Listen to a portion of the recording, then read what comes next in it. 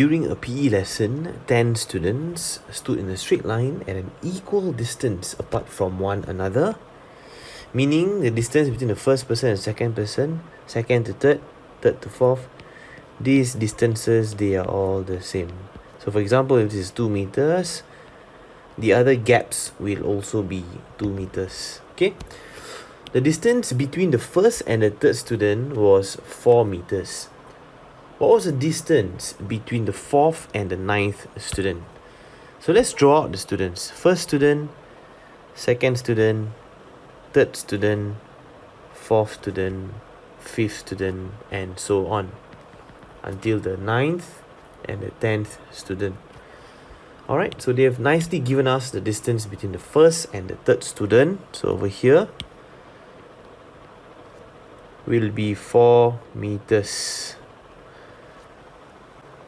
Okay, which means that the value of 2 gaps is 4 meters. So 2 gaps is equivalent to 4 meters. So we can proceed to find one gap. 4 divided by 2, that will be 2 meters. Alright, so each of the gaps, they are all 2 meters in this case. And the question goes like this. Between the fourth and the ninth student, what was the distance? Okay. So for example, if you have the question asking you between the second and the fifth student, what you need to do is to find the number of gaps between the second and the fifth student. So there happens to be 1, 2, 3 gaps.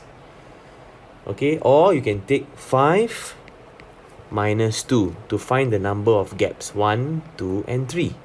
So likewise, if you want to find the distance between the fourth and the ninth student, we find the number of gaps first.